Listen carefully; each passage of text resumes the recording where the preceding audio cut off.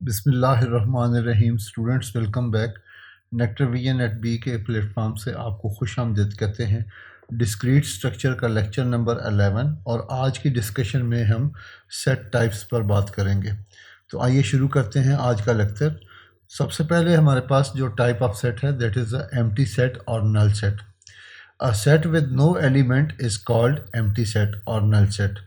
और इसको हम सिंबल जिससे ज़ाहिर करते हैं that is a phi symbol, या दो करली ब्रेसेस जो है वो ब्रैकेट्स हम लगा लेते हैं और इसके दरमियान में कोई एलिमेंट नहीं है, यानी ऐसा सेट जिसके अंदर कोई एलिमेंट मौजूद ना हो that is called empty set या नल सेट कहलाता है। इसके बाद हमारे पास दूसरा टाइप ऑफ सेट जो है that is subset. If A and B are the two sets, A is called subset of B and denoted by A subset B provided every element of A is an element of B। यानी A और B अगर दो set हैं तो A B का subset उस वक्त कहलाएगा जब A का हर एलिमेंट B के अंदर मौजूद हो। तो इस सूरत में A B का सबसेट कहलाएगा। लेकिन अगर दोनों सेट में B का हर एलिमेंट A में मौजूद हो तो इसको हम कहेंगे B is a subset of A। तो एग्ज़ाम्पल यहाँ पर दी है, हमारे पास यहाँ पे मुख्तलिफ़ किस्म के सेट दिए हुए हैं A B C and D। A के अंदर एलिमेंट 1 3 5, B के अंदर 1 2 3 4 5, C 1 2 3 4 एंड D 3 1 5। अब हम देख सकते हैं कि ए के एलिमेंट 1 3 और 5 जो हैं ये बी के अंदर मौजूद हैं, 1 2 और 3, जबकि बी के अंदर 4 और 5 इजाफी एलिमेंट भी हैं। तो हम कह सकते हैं A is a subset of B because A every element of A is in B. अच्छा, ए को हम सी के साथ देख सकते हैं। ए के एलिमेंट 1 3 5 हैं और सी के 1 2 3 4। तो अब आप देख सकते हैं कि ए का एलिमेंट 5 जो है वो सी में मौजूद नहीं है। तो हम कहेंगे A is not a subset of C because every element of A is not available in the C. इसी तरह अगर हम देखें ए और डी को तो 1 3 5 और डी में एलिमेंट 3 1 और 5 हैं। ये बात हम पहले कर चुके हैं कि सेट के एलिमेंट्स अगर सेम हो लेकिन उनका ऑर्डर ज़रूरी नहीं है एक जैसा हो, तो इस सूरत में ए is a subset of D, क्योंकि ए के तमाम एलिमेंट डी में मौजूद हैं। लेकिन अगर आप ये देखें कि डी के एलिमेंट 3 1 5 वो ए में भी मौजूद हैं, so D is also a subset of A. तो इससे हमें ये पता चलता है कि दो सेट जो कि जिनके एलिमेंट्स एक के दूसरे में और दूसरे के इनके हों, they are called the equal set. तो ये सेट जो है A is a subset of D and D is a subset of A, जबकि ए सी का सबसेट नहीं है। सिमिलरली बी के बारे में अगर देखें तो B is not a subset of A, क्योंकि बी के तमाम एलिमेंट ए में मौजूद नहीं है। B is not a subset of C, क्योंकि बी के तमाम एलिमेंट सी में मौजूद नहीं है। Similarly B is not a subset of D. तो इस तरह से अगर डी और बी के बारे में बात करना चाहें तो D is a subset of B, क्योंकि डी के तमाम एलिमेंट बी में मौजूद हैं। जी, इसके बाद स्टूडेंट हमारे पास जो नेक्स्ट टाइप ऑफ सेट है that is finite and infinite set. A set is called finite if it has no element। या तो उसमें कोई भी एलिमेंट ना हो, या कार्डिनलिटी जो है सेट की that is a natural number, यानी उसके अंदर सेट के अंदर एलिमेंट्स की तादाद को काउंट किया जा सके। नेचुरल नंबर का मतलब है एक से शुरू होने वाले नंबर, और कोई भी नेचुरल नंबर 2 4 10 25 50 कोई भी नंबर हो, लेकिन उनको अगर काउंट किया जा सकता है या उसकी कार्डिनलिटी निकाली जा सकती है तो ऐसे सेट को फाइनाइट कहेंगे। A set that is no finite is called the infinite. तो जो सेट फाइनाइट नहीं होगा उस सेट को हम इनफाइनाइट कहेंगे। यहाँ एग्जाम्पल दी है A E I O U is a finite set since it has 5 number, क्योंकि इसके अंदर एलिमेंट्स की तादाद काउंटेबल है और 5 एलिमेंट की तादाद है, that's why this is a finite set. 5, 10, 15 comma और आगे एलिप्सिस हैं, तो इस सेट को हम फाइनाइट कहेंगे क्योंकि इसके सेट की तादाद को हम काउंट नहीं कर सकते, इसकी कार्डिनलिटी फाइंड नहीं कर सकते। नेक्स्ट हम मूव करते हैं इक्वल और equivalent set. Two set A and B are equal when A equal to B if they have exactly the same number of elements। यानी दोनों के एलिमेंट्स की तादाद काउंटिंग में एक जैसी हो, एक में 5 एलिमेंट दूसरे में भी 5, या पहले सेट में अगर 3 एलिमेंट दूसरे में भी 3 एलिमेंट हैं तो they are called equal set. Two finite set A and B are said to be equivalent, written A equivalent B। अब इक्वल टू इक्वल सेट के लिए हम इक्वल का साइन लगाते हैं, जबकि इक्विवेलेंट सेट के लिए हम टू लाइंस यानी बराबर का निशान और उसके ऊपर टिल्डा साइन लगाते हैं।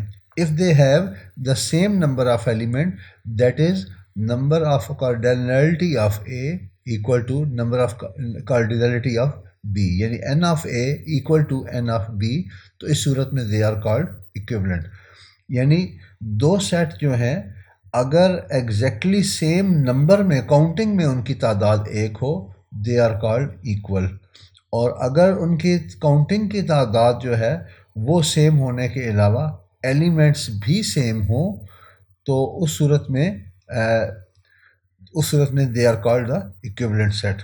तो ये हमारे पास जो है दोनों सेट की डेफिनेशन आ जाती है जी। नेक्स्ट टाइप ऑफ जो सेट हमारे पास मौजूद है that is equal and equivalent set की बात करेंगे। Two A and B, if two set A and B are equal, written A equal to B if they have exactly the same number of element, यानी दोनों के element same होंगे, total count में भी same होंगे और elements अपने individually जो है वो भी सेम होंगे, सिर्फ काउंटिंग में सेम नहीं होंगे, एलिमेंट भी सेम होंगे, ऑल्दो ऑर्डर डिफरेंट हो सकता है। इस सूरत में सेट को इक्वल कहा जाता है।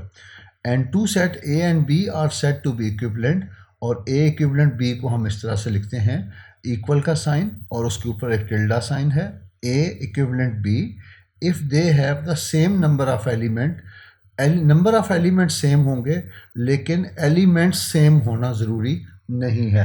तो इसमें इसका मतलब है कि जिन दो सेट की कार्डिनलिटी एक होगी लेकिन उनके एलिमेंट सेम ना भी हों तो दे आर कॉल्ड इक्विवेलेंट, लेकिन अगर उनकी क्वांटिटी यानी नंबर ऑफ एलिमेंट्स भी सेम हो और टाइप ऑफ एलिमेंट भी सेम हो, they are called the equal set. तो इसको हम कुछ एग्जांपल की मदद से सॉल्व करते हैं जिससे आपको मज़ीद वजाहत हो जाएगी। State whether each pair of set is equal, equivalent और नाइदर। तो पहला हमारे पास जो क्वेश्चन है उसमें दो सेट दिए गए हैं, पहले में W X Y Z और A B C and D। अब इन दोनों में एलिमेंट तो चार हैं, यानी इनकी एलिमेंट्स का नंबर ऑफ एलिमेंट्स तो इक्वल हैं लेकिन एलिमेंट्स जो हैं वो डिफरेंट हैं, so they are called the equivalent set. W X Y Z और A B C D दोनों की कार्डिनलिटी 4 है, इनको हम इक्विवेलेंट सेट बोलेंगे बट नॉट इक्वल। अच्छा, दूसरा हमारे पास सेट है B, दूसरे क्वेश्चन में 1 10 11 और दूसरा जो क्वेश्चन दिया गया साथ 11 1 10, इसमें नंबर ऑफ एलिमेंट्स भी बराबर हैं और टाइप ऑफ एलिमेंट 1 10 11 दोनों में मौजूद है, ऑल्दो इनकी ऑर्डर चेंज है। So these are the equal and equivalent, ये दोनों इक्वल भी हैं एंड इक्विवेलेंट भी हैं। तो जब इनकी कार्डिनलिटी बराबर हो दे आर इक्विवेलेंट और इनकी टाइप ऑफ एलिमेंट भी सेम हो तो दे आर कॉल्ड इक्वल। इसके बाद क्वेश्चन है 2 1 9 एंड 2 1 9। तो इसमें हमारे पास एक एलिमेंट है जबकि दूसरे सेट में हमारे पास 3 एलिमेंट हैं। तो इस सूरत में ये दोनों ना तो इक्वल हैं ना इक्विवेलेंट हैं, सो हम इसे कहेंगे नाइदर इक्वल नॉर इक्विवेलेंट। इसी तरह ये सेट हमारे पास 1 2 9 20 और 2 1 20 10। तो इनमें दोनों में एलिमेंट्स की तादाद अगर देखें तो 4 4 है, कार्डिनलिटी इक्वल है इसका मतलब है they are equivalent but not equal. क्यों नॉट इक्वल? क्योंकि इसमें एलिमेंट 9 है जबकि दूसरे सेट में एलिमेंट 10 है। So these are equivalent but not equal. Question number E है odd natural number less than 10। तो 10 से ऑड एक ऐसा सेट है जिसमें ऑड नंबर्स हैं और लेस देन 10 है, तो वो नंबर हमारे पास 1, 3, 5, 7 एंड 9 बनता है। जबकि दूसरा सेट 1, 3, 5, 7, 9, तो ये दोनों सेम सेट हैं, इसलिए they are equal and equivalent. तो उम्मीद है आज की इस डिस्कशन में हमने जो मुख्तलिफ टाइप्स ऑफ सेट डिस्कस किए हैं ये आपको समझ आ गए होंगे। इसके बाद हमारे पास लास्ट टाइप ऑफ सेट आज की डिस्कशन में जो है that is universal set. The set of all element under the consideration is called universal set. यानी जितने भी सेट हमारी कंसिडरेशन में अंडर कंसिडरेशन होंगे उन तमाम एलिमेंट्स को कंबाइन करने से जो सेट बनेगा that is called the universal set. और यूनिवर्सल सेट को U से डिनोट किया जाता है। एग्जाम्पल दी गई है, हमें एक सेट A और B दिया गया है। A के एलिमेंट 2, 4, 6 जबकि B के एलिमेंट 1, 3 और 5 हैं। तो इनसे बनने वाला यूनिवर्सल सेट जो है वो हम A और B दोनों के एलिमेंट को कंबाइन करके लिखेंगे, और अगर तरतीब बनाकर लिखें तो 1, 2, 3, 4, 5 एंड 6। तो यूनिवर्सल सेट में A और B के तमाम एलिमेंट्स को आप अगर चाहें तो 1, 3, 5 पहले लिख लें, 2, 4, 6 बाद में लिख लें। इस तरह से भी बनने वाला सेट यूनिवर्सल सेट होगा, लेकिन हर एलिमेंट को सिर्फ वंस लिखा जाएगा।